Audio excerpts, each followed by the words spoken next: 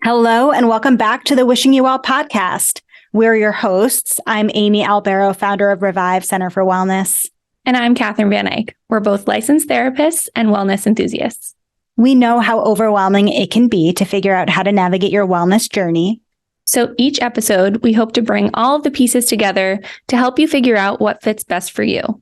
This week on Wishing You Well, we are discussing FOMO, which you know what that is. Why is it haunting us? What does it lead to in terms of our feelings about ourselves, about others? And lastly, how do we move from FOMO to JOMO? Do you even know what JOMO is? We'll tell you. But first, we do have some announcements. Okay, so we love groups at Revive. If you've been with us, been listening for a while, you know that. But if you haven't, just wanted to chat with you a little bit about groups. If you are thinking about therapy, then groups are a great way to ease yourself into that process and can actually be a little bit more affordable. But even if you are already in therapy, groups are such a nice way to complement the work that you're doing with your therapist because it's a little bit more focused, more discussion-based environment than a therapy session. But overall, we love groups because groups help us feel less alone. And when we are going through something challenging, it can feel really lonely, can feel like it's just us. So groups are such a great way to feel the support from other people and feel less alone as we navigate life. And our team of amazing therapists facilitate these groups, both in person and virtually throughout the year. So far this year, we've had a stress reduction group for college students, an open group for moms, and there's so much more to come. So stay tuned for more information about our upcoming groups, like one for senior citizens and one for empty nesters. We'll have lots more details on both of those to come. Did you know that we have a YouTube channel and our very own kind of separate podcast called Reactivity TV? And the reality is that whatever show is out, whatever new and trending show is out, we have been all over it, giving our therapist perspective each week in Reactivity TV. During Reactivity TV, Catherine and I commentate on shows like The Bachelorette, which comes back this Monday. So we'll have reactions to that first night in the mansion. Besides the Bachelor franchise, there's so much more to watch and so much more for us to react to.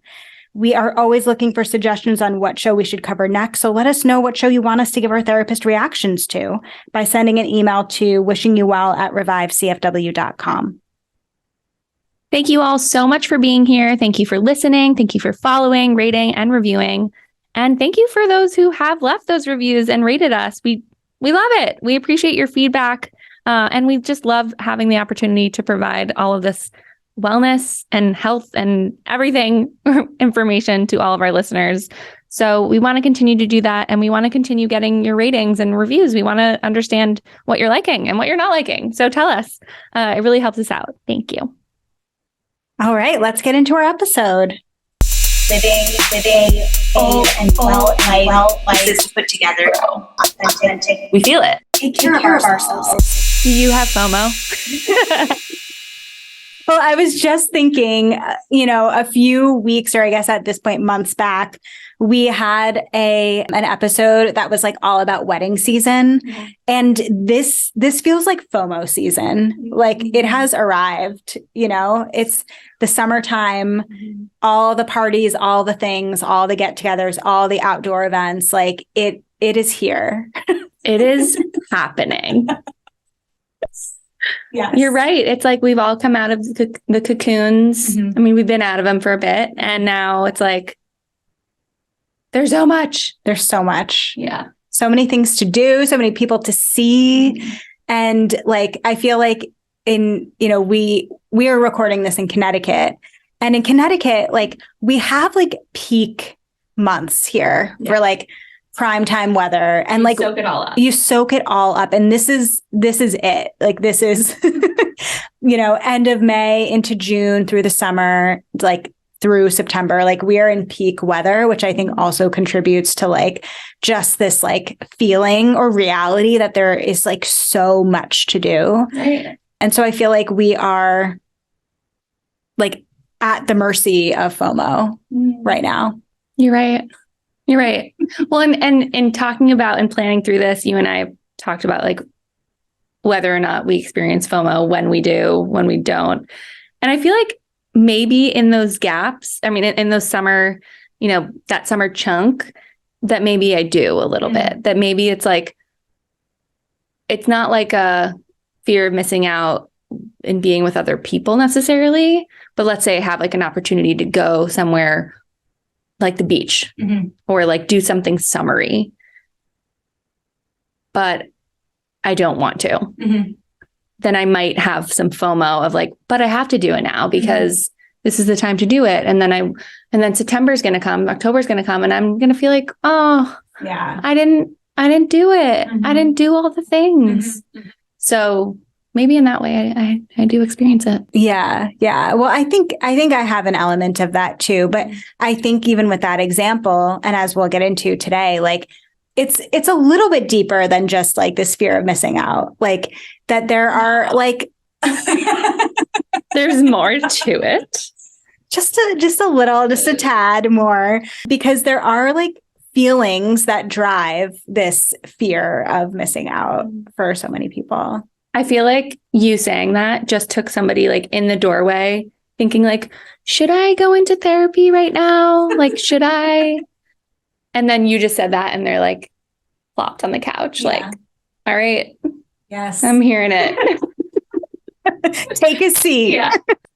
So this thing that I've been going through isn't only what I thought. There's more to it. There's always more to it than what's on the surface. And the same is true for FOMO. But I was doing a little bit of research. We do that here ahead of our podcast recordings.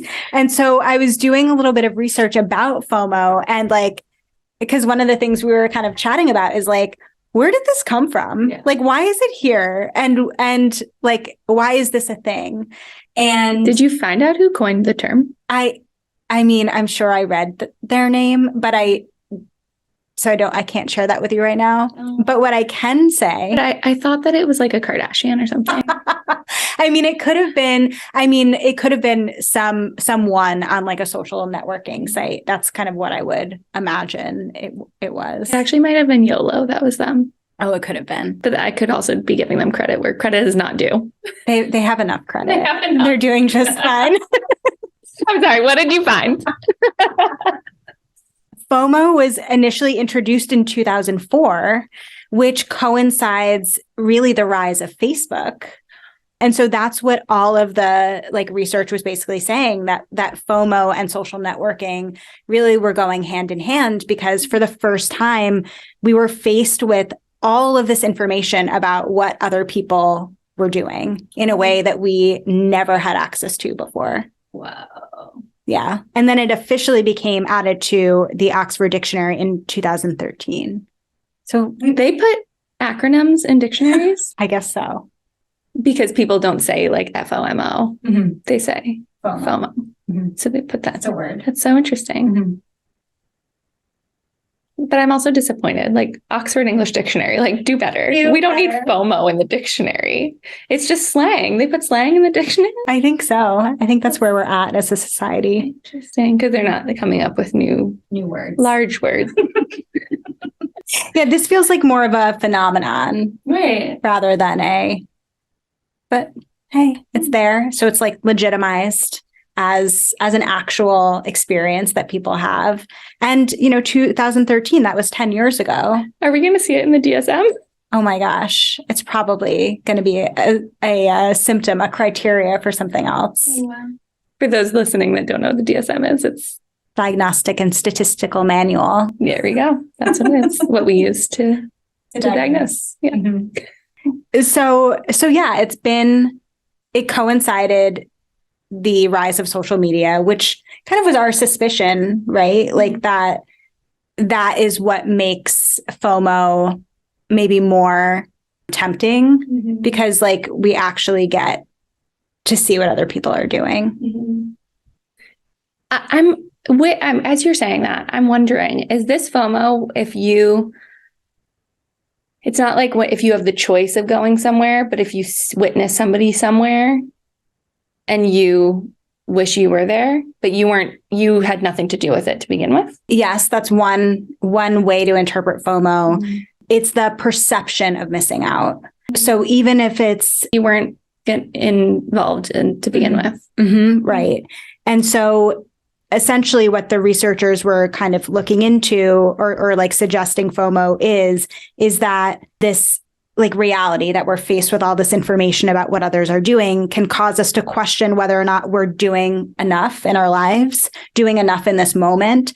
And so, yeah, it doesn't necessarily mean like, oh, I was invited to this thing, but like these people that I know, you know, kind of peripherally are on vacation in Aruba right now. And oh my gosh, like I wish I was there. That's FOMO. That still counts. Wow. Yeah. All right, then I might get more FOMO than I think. Yeah. Yeah. And so there is, you know, comparison is a big part of FOMO, but like FOMO does cause us to, like, another aspect of FOMO is that like it's not only that we have these like longings, these like this feeling of envy maybe about what other people are doing, but it also is like then the action of like, oh, I need to go to this thing or I need to try to do this thing because we're trying to feel like we're doing enough. Or doing like, the quote unquote right thing. So like feeling like you need to recreate it or like create your own experience that mimics that one. Yeah. Yeah. So it's like, yeah, wider than I think we were even thinking about initially. Right. Because we were thinking about just the FOMO of like, do I go, like I'm invited, I'm pulled to go to this one event or these 3 events. And if I don't go, I'm going to experience this fear that I missed something. And yeah, that there is more to it. Right.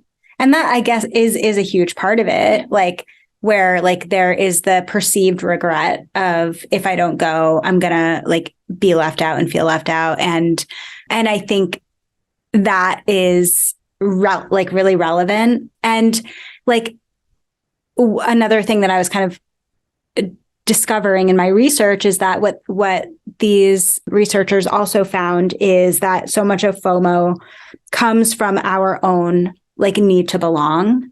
And that when we feel a part of a community and when others approve of us, we feel better about ourselves.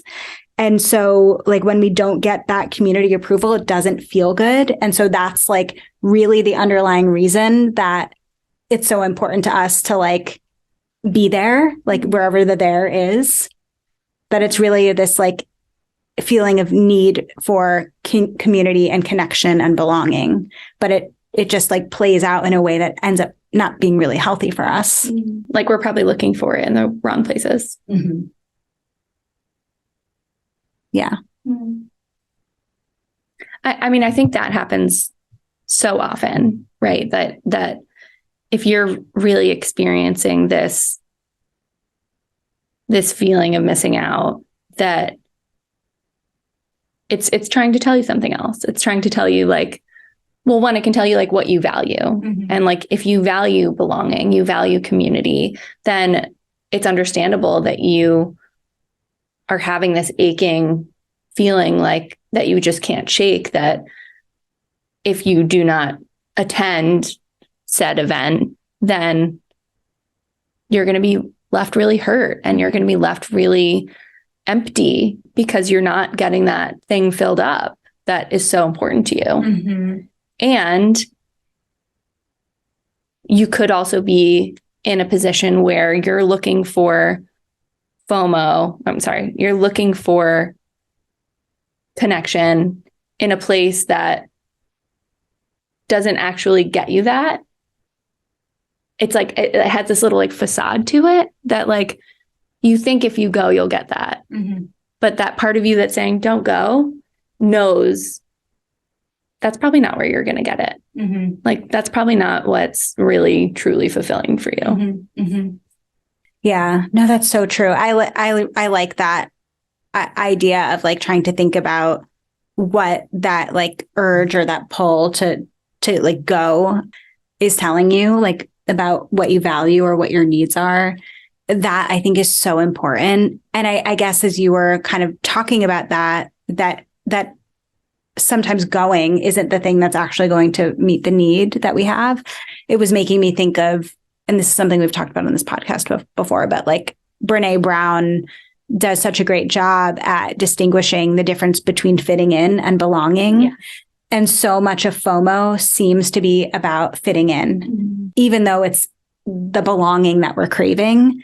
And so I think it's this fitting in aspect that is really getting in the way of us like truly like enjoying our lives or ourselves or feeling like our own sense of self-esteem or value, like outside of the events that we go to or being invited or whatever it is, you know? Yeah. I feel like a perfect example of that is like, if you are, let's say you're going on some extravagant trip somewhere, and yet there's a family event that's happening back home that you could be so excited for wherever it is. So this great trip to Brazil that you're going to, and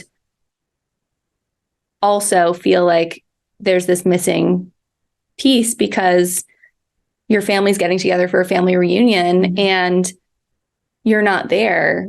Well, family's really important to you, and making sure that you connect to your family is really important to you. And maybe you're thinking, if I miss this one event, then I'm not going to have that moment with them. All while still thinking, oh, my extravagant trip is amazing, and I also don't want to miss that. Right. It can be both. Right. And I think that's where it gets, well, maybe harder and easier at the same time. Like if you do actually have a conflict and you like can't go to something, that you can still have FOMO, right? Like you can still have like that feeling of worry or regret about not being there, that can still be true while you are also enjoying what it is that you're doing that pulled you away. But like, as you're kind of giving that example, I was thinking about all the ways this comes up in my work with clients. And again, it's like clockwork this time of year all the time, where like I hear people talk about how stressed out they are because of like all the social engagements that they have to quote unquote go to, or maybe just like coming in and feeling really like badly about themselves, or feeling like a failure, or feeling very lonely or like a loser or something like that they don't actually have a packed social calendar. Like it doesn't seem the middle ground, the in between, I don't hear about that much, but I hear about one or the other pretty regularly. And I think, again, we have this exposure to people's highlight reels, and we have this idea that like everybody's always doing something. And so like for the people that are feeling like, what's wrong with me? That like, I'm not that busy. Like, why don't I have all this stuff to celebrate? Or like, why don't I have 1,000 friends? Or why don't I have these cool trips planned, or whatever, these like nice picnics at the beach? Like it can really cause you to feel like something's wrong, and can impact your self-esteem in such a significant way. And then on the other hand, you have like the people that can't say no to events, that like are feeling so stressed and so overwhelmed. And that overlaps a lot with people pleasing, or maybe like worrying about the anticipated feeling of guilt of what would happen if you didn't go. Like, and so again, it's so much deeper than just like FOMO. Yeah. No, you're right. Well, and it's so interesting that people throw out the term all the time, when like there's actually something so vulnerable about admitting that you have FOMO. If you unpack it in the way that we are, that it's not just this surface level, like thing that you see on TV that's like, oh, but do you really want to go? You know, and yeah, that there's just like so much more behind it. Yeah. I mean, do you ever hear like, whether it's people that you work with or like people in your life, like struggle with FOMO? All the time. Yeah. And in both ways that you're talking about, whether it's somebody who can't take a moment to themselves because their schedule is just packed with everything, and they feel like they can't not go because of what could happen and what they could feel if they don't.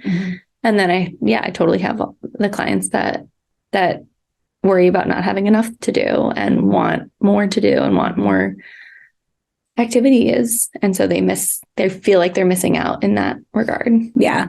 Yeah. Do you have a sense of like what might be more harmful? Like, or I guess what are maybe we can just think about like the negative consequences of like both lanes, whether it's like the yeser or the person that is feeling kind of left out. Yeah. I mean, the person that's feeling left out, there's a lot of comparison there. And the person that is worried about the consequences of not going, they're not necessarily putting themselves first or like prioritizing their own needs. So honestly, in both circumstances, neither person is prioritizing their own needs, because the person that is waiting around for something to happen is really a lot of the times like prioritizing what they think they need based on these highlight reels, like you're saying. And then the person that is attending all these things and worried about what could happen is prioritizing other people and what they want, and, you know, potentially people pleasing. And so I wouldn't like say one's more harmful than the other. I'd just say that what both people are going through is challenging, but also like interconnected somehow, and that like their needs are not being met. Right. No, I totally agree. And because it doesn't seem like FOMO is not like a really intentional way to live, like it's more reactive. And yeah, the person that's like overcommitted to things, or the person that's kind of like looking longingly at everyone else's like Instagram feed, neither of them, it sounds like, are really thinking about what they need or like what would feel good to them in the moment. It's just kind of this more reaction to kind of what they're seeing on the surface. Yeah. Well, and, you know, of course, the person that is maybe feeling left out, that can definitely lead to feelings of low self-esteem. As you said, there's so much comparison there. And again, we're comparing to something that might not even exist in like a real way. And so really low self-esteem, like high feelings of self-doubt, it probably causes like a lower self-confidence, or even like less of a willingness to maybe put yourself out there. If you're feeling like you're not like worthy or deserving of, you know, going out. And on the flip side, the one who has a lot, like says yes to everything, I feel like I hear people say like, I'm spending so much money. I am exhausted. I feel burnt out. I'm feeling resentful, like afterward of like having to go to all these things. I'm like making decisions I don't like feel good about. Like maybe that's like, you know, drinking too much or whatever. And so it feels like the reason that people often say yes is, again, like this worry about feeling regret about saying no, but they end up saying yes and having different regrets. Yeah. Like it's still a lose-lose in some ways. Yeah. I just want to come back to what you said about it being reactive, because that really stuck out to me. So you said it's not intentional, it's reactive. And I just think that that's such a great indication of like where we get swept, like how we get swept up in things so easily is when we're not grounded in what we really want. And like when we're not being our authentic selves, when we're just getting caught up in everything, then you're right. Then we are just so much more reactive in so many other ways outside of FOMO, but like with that too. And I love that you made that comparison. Yeah. I mean, I guess I've been thinking about it ever since I knew we were going to be talking about this today. Yeah. Catherine and I had basically said like, well, do you get FOMO? Like, do you have it? And I had said to you, like, I don't really think that I get it that much. Like, I'm not afflicted in the way that other people are. And maybe that's just. But you definitely used to. Oh, of course. Yeah. I think in this like part of my life, I'm not, and I was trying to think about why that is. And something that I've been thinking about a lot are, this is like so businessy. But at Revive, we were just talking about like really being mindful of using our resources. And the most valuable resource that all of us have is our time. And our time is so limited. And I think as I've gotten older and I've gotten busier and my time becomes more and more limited, it's like, I really want to make sure that I'm spending it like doing things that actually feel good to me. And so I do need to sometimes make a calculated decision around like, if I say yes to this thing, that means I'm going to like miss out on like a weekend to rest or recharge, or like I'm like feeling like I constantly need to make a calculation about where my free time goes. And so maybe I've been able to, that's allowed me to be more intentional and like feel less like, no, I'm not going because it doesn't like make sense for me. But I think like we have just this one life to live. Like our time is so limited, and like it just feels like such a misuse of like our most precious resource to just like spend it just like so reactively. Mm-hmm. And when you were at a different time in your life, what were you thinking then? What were you thinking? Forever. No, like not even that, but like I just wasn't thinking about time in such a precious way. I think I was just like YOLO, kind of like to reference that. Like, yeah, like I just want to have fun. Like I think that was like my priorities were different. Like fun was number one. Like I wanted to have fun. I wanted to like, yeah, just maximize my fun. And I like did not want to do anything that didn't feel fun to me. Yeah. And now like, yeah, I still want to have fun, but like I want to be well first. And like having fun is a part of that. But what having fun to me now is not always going out. I feel like when I think of like when I used to experience FOMO and the way that we're talking about it, because I think as we were talking about it and unwrapping it before, I'm like, maybe I do have it a little bit. But like in this way of like, I want to be doing what they're doing. And if I'm not, then I think that there's something missing for me.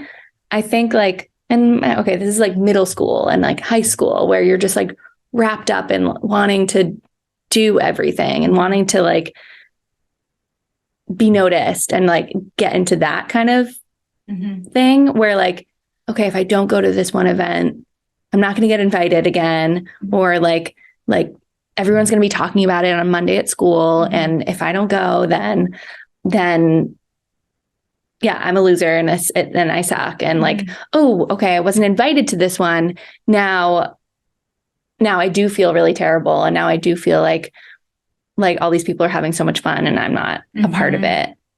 And I totally agree with you in that, like, as I got older and as I like really started to unwrap what I wanted and what was important to me, that it was more like, okay, so I have this opportunity to go to this thing that I actually don't want to go to. And younger me would be like, but you have to go because if you don't go, then like they won't even know who you are. But that current and now still current me is like, I do not give a shit.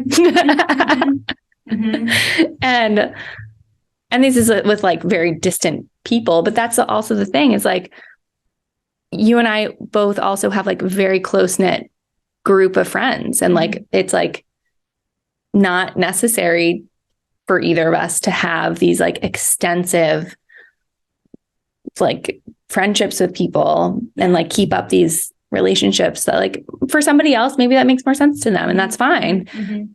But that's not a priority. That's not like important. It's, I need like a quality hang. Yeah. Quality hang. Well, and, you know, I think as you're describing this, it's making me think of something my uncle always used to say, which I think maybe speaks to our own sense of security with ourselves and in our friendships, which is the people who mind don't matter and the people who matter don't mind. And again, that comes back to like the saying no, declining events and things like that, or saying like I can't tonight or whatever, like also known as boundaries, by the way. Like people who push back on your boundaries, like that they're the ones with the issue, right? Like not you for having the boundary. And so I think like what you're saying is so valid, that like as you and I have grown out of adolescence, and like we're not, well, I'm definitely not a young adult anymore, but like you're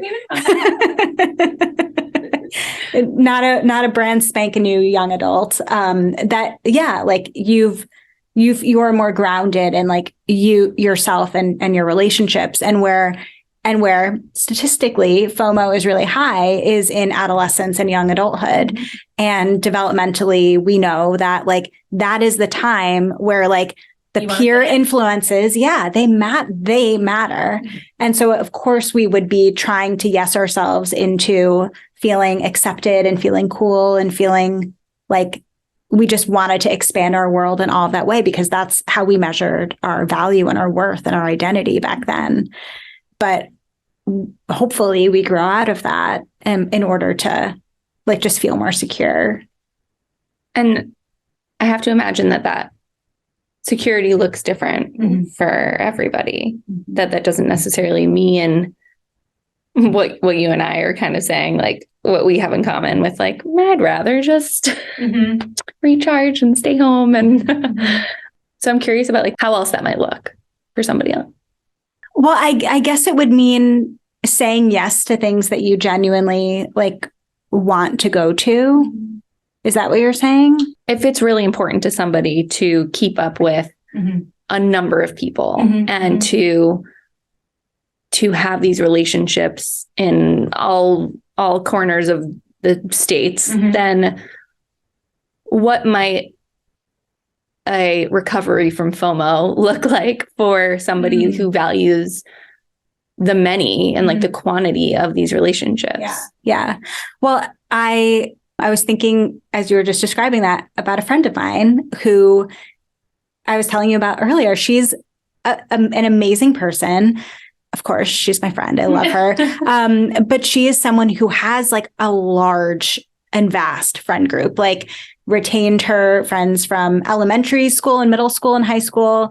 They're one set of friends, then has her college friends, then has her grad school friends, and then has her work friends, and then like friends that she's made through her relationship. So she has like 6 different groups of friends going, and it's vast and large, and she keeps up with everyone. And she is someone who has the best boundaries I've ever met in my entire life. Wow. She is always the first person to say like, I'm busy, I can't come, or like, I'm taking a break this weekend, I'm not up for it.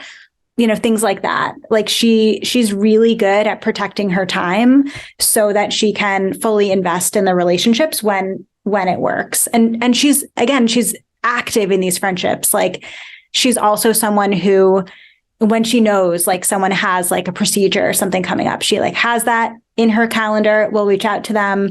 But like she's able in doing that and being a proactive kind of friend, she is able to kind of like budget like her time effectively to like know that she has the energy on that day to check in with someone. And like, if they say like, I'm doing pretty shitty, that she like can respond effectively. And so she's so good at managing it. And in some ways, again, it's a little bit methodical in like, she puts things in her calendar, and she also is just so protective of her time. Like we talked about compassion fatigue a couple episodes ago. She is someone who I'm sure struggles with that, but like really finds a way to stay not as fatigued. Like she's great boundaries. Wow. Should have her on so we can ask her about that. We should have her on. She'd be a fantastic guest. That's impressive. Wow. Good for her. And good for you to have a friend like that. I'm very lucky. She's a way better friend than me. She's a different kind of friend. She is a different kind of friend. But I think what I'm describing is a lot of work. And I think that's where like giving into FOMO is actually a lot easier, like in the moment, it's like, it's just easier to say yes, what's one more thing? What's exactly, I'm already going to be busy anyway.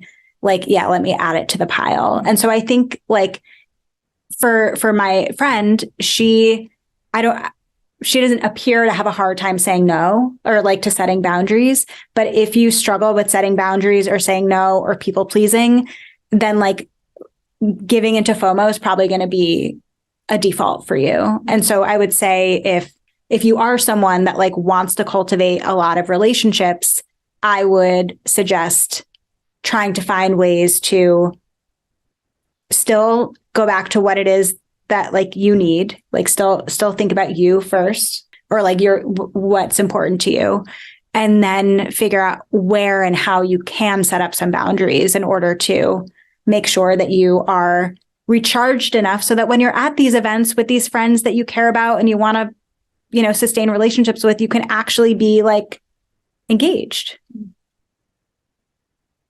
That was a long-winded answer to your question. No, but I think that that's like super valuable, like, and like a great takeaway for people to just understand, like, okay, I know I have FOMO. Mm-hmm. I know I suffer from this disease. Now, what do I do with it if I know that it's not really working for me anymore? Mm-hmm.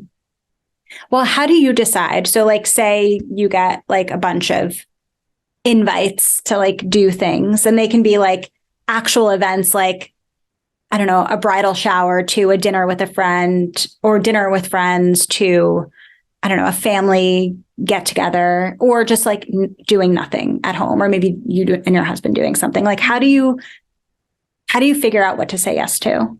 First of all, that sounded like really overwhelming. And thank goodness I'm never at this crossroads.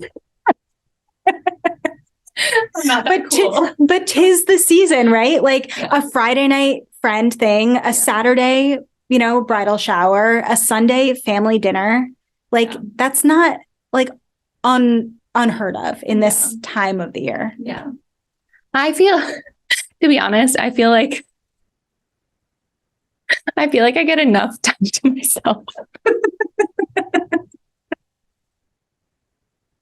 So that when those weekends come up, I can like prepare myself for them. I'm kind of like the opposite. I'm like, I don't have those a lot. So when I do, then I'm like, ooh, I know I'm going to be exhausted after this. Mm-hmm. But like, this doesn't come around very often. So like, I'll embrace it. Like this weekend on Saturday, I'm going up to Boston to see my cousin and my aunt.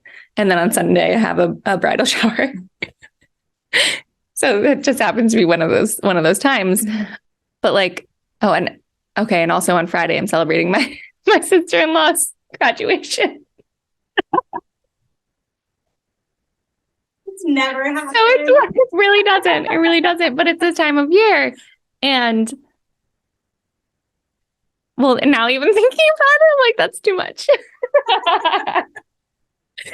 But again, like it really doesn't happen very often. So like when it does, I'm like, okay, I know that this is going to be not a recuperating weekend like my last weekend was, where I got to clean out a closet in my living room. And that was great. And so I think I just kind of like keep mentally preparing myself for those run-ins where like, if these were to come up more often, then I would have to like intentionally take a break of, ooh, I need more time to myself. I have all of these things that I need for me. I can't come to this one thing, or like I need to reschedule this other thing. Yeah. Especially when those plans are flexible. Like if you're meeting up with people in a casual way, people understand. People understand that you have life, they have life, and stuff comes up, and also like people get tired. So, and I feel like going back to like security, like I feel secure in those relationships where if I were to tell a friend that, or like if I were to tell my cousin, at this weekend, it's like way too much and I am not able to make the trip. Let's do it a different weekend. We'd figure it out. And like, that's fine. But yeah. Is that a bad answer? No, but I mean, I think because I was thinking how I would answer that question as you were talking.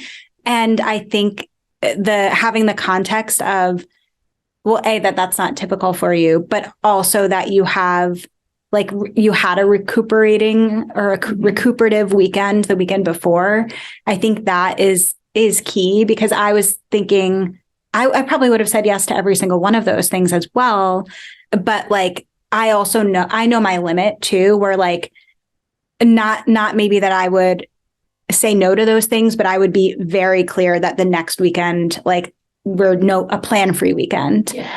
And so that would be a suggestion that I would make, is like, if you are someone that like, maybe you do experience FOMO, or maybe like there is a lot going on that like you would maybe experience some regret about like missing out on, like just to schedule in a plan-free night or a plan-free weekend if possible, because we do actually need that time to like recharge our social battery, to come back to ourselves, like, you know, to clean out our closets, like all of that stuff.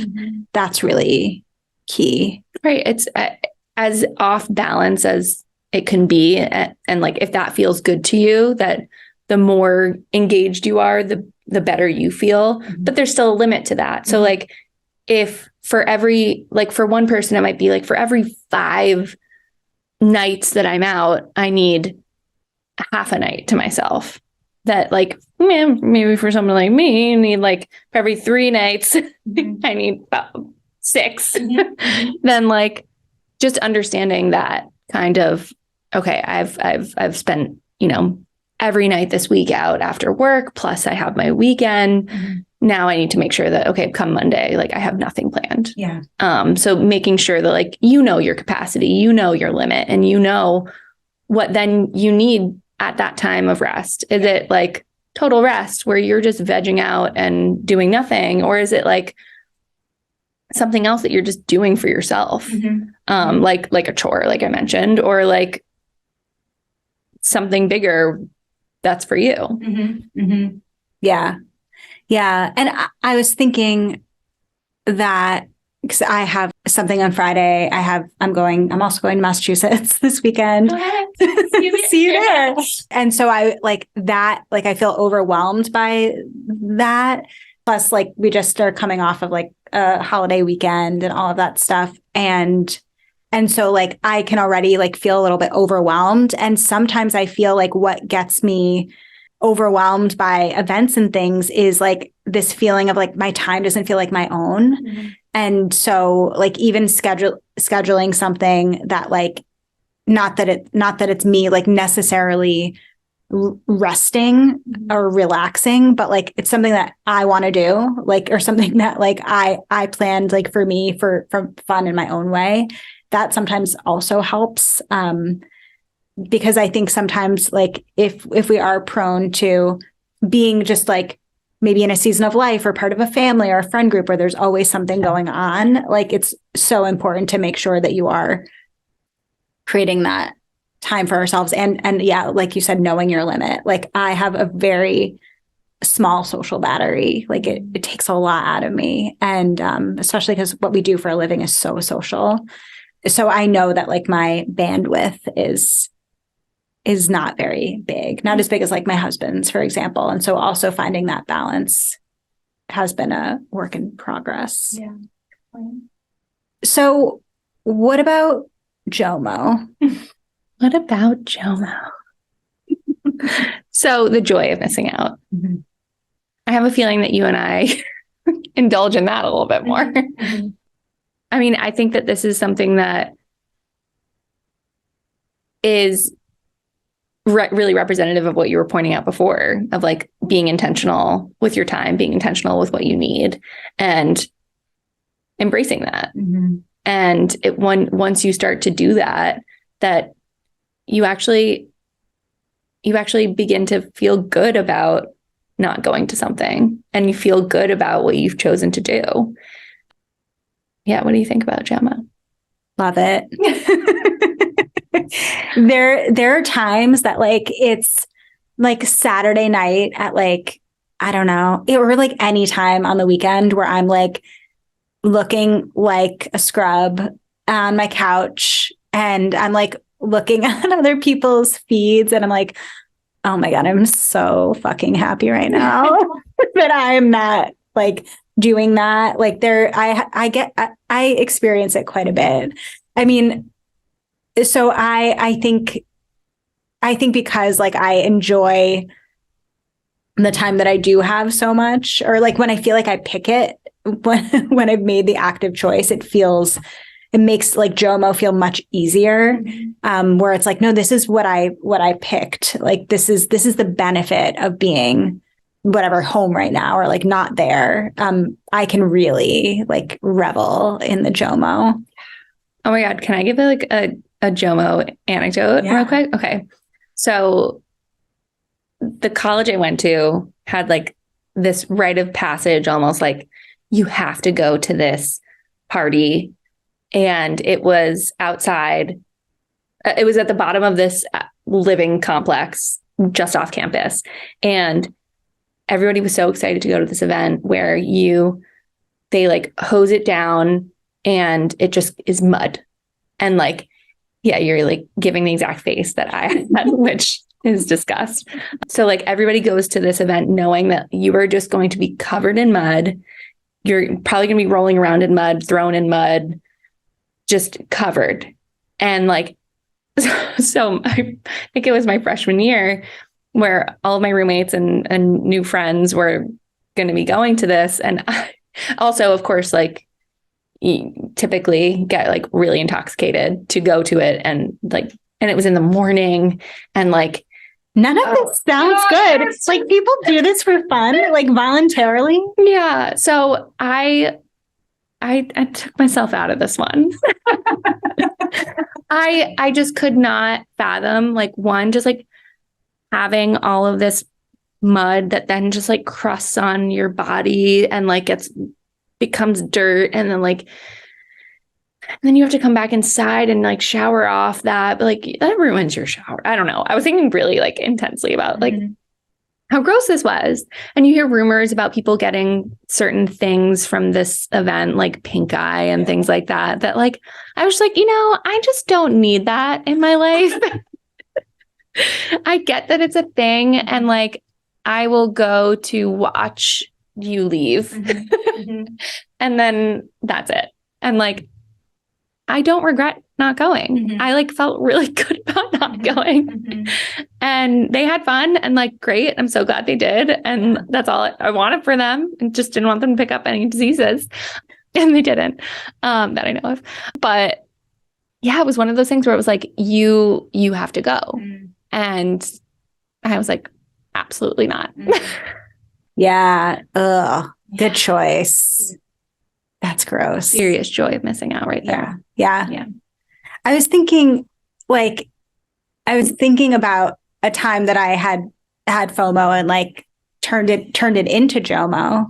And it was like a couple years ago now, but I was just recovering from an injury and I had signed up for a half marathon and I couldn't run the race. And like, it was like a very like, a lot of my friends were doing it and I like follow the like race on Instagram. And so like they were like, posting a lot about it beforehand and the like day of like all the stories and stuff like that. And I was like feeling horrible, like feeling like having FOMO there.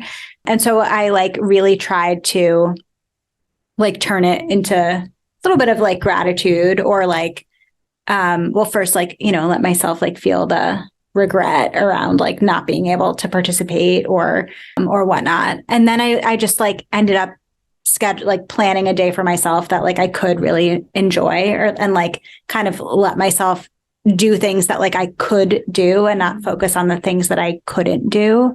And it ended up being kind of a nice day. Like the race ended with like Colony pizza. And so like, there's no reason I can't have Colony. Like I could still eat pizza, even though I didn't run this race. And so I like found ways to like think about the things that I still could do. And I think especially like, I know when we were talking about FOMO before, like the kind of over committer, we did talk about the other side of that, the person that's like maybe really stuck in comparison. And that like, this is where I think JOMO is really something to leverage, which is to really think about like the benefits of maybe not attending these things, or to focus on like the things you do have or the things that you are doing, because like that can really help manage like some of the feelings of maybe sadness or grief or loss that come with not being a part of something that you really wanted to be at. Well, and I love that you just brought up something that you initially felt FOMO and you turned it into something else. And I think that's like the question that we wanted to figure out is like, can you go from one to the other? Or can you go from somebody who typically experiences FOMO and doesn't anymore and can now find the joy? And yeah, you totally can. But I think so. But it's work. Yeah, it's work. Yeah, exactly. That's what it is. Yeah. Well, and I think like this might sound like way too preachy or like philosophical or whatever, but like we need to have whole lives like on our own. Like we need to have a life that we like feels good and worth living and exciting and purposeful, like just on our own. Like not that we need to be like alone for the rest of our lives, but like we need to find that for ourselves. And I think that helps more of these like social pressure highlight real things like not feel as threatening to us when we have a sense of like a whole life where maybe the social aspect is just one piece of it, you know? Love that. I think that's a great place to end at least this part of the podcast. Yes. If anybody has experiences with FOMO that they'd like to share with us and they're wondering how they can turn it into JOMO, shoot us an email, wishing you well at revivecfw.com. We want to see if we can bring it up on the podcast and see how we can work with it. Yeah, maybe in one of our therapist Q&As. Yes. But that being said, like I said, there's one more thing we got to do, and we have to talk about self-care. So, Amy, are you ordering a appetizer, main course, dessert, 3-course meal? I think main course. I was so excited to talk about self-care today. But I don't know why. I mean, I have a suspicion about why, but I feel like I've just had a lot more like free time lately, and that's been awesome. And so I've been like able to do things that like maybe aren't glamorous self-care things, but things that have felt so good. Like I did returns this morning. I like browsed around Home Goods. I haven't like had a chance to do that. I didn't buy anything. I just like walked aimlessly around the store. That was awesome. I also rearranged my closet. I put away laundry. Like that's been like sitting on the bench at the end of my bed. Like it just felt so good to like do all of these like kind of chores, but like it felt great. So that's one huge thing. But the other thing, and this is a main course and it's also like a meal, is that I found a lunch that I'm like a new lunch that I'm making that I am obsessed with.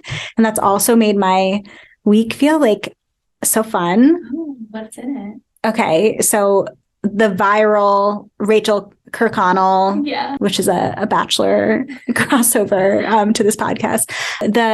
It's like cucumbers, mini bell peppers, chili oil, ginger dressing, and everything but the bagel seasoning. Yeah. It's like kind of a weird combo. It's so good. She knows what's up. It's viral on TikTok. I'll send you the link. But I've been having that with like a little bit of grilled chicken and jasmine rice. That sounds great. Unreal. It's so good. So it's a lunch I look forward to, and it's so satisfying and exciting, and makes a big difference when you enjoy what you eat. Yeah.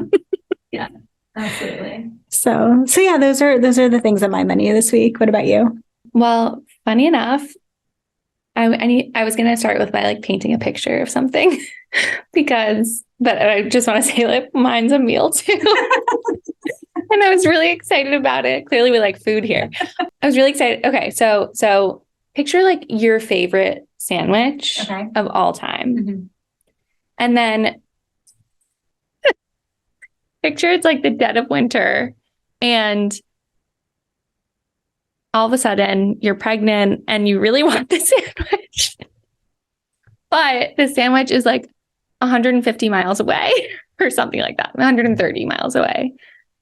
And there's nothing else there besides the sandwich at this time of year, because this is a place you go in the summer. I'm getting my sandwich tomorrow and I'm so excited.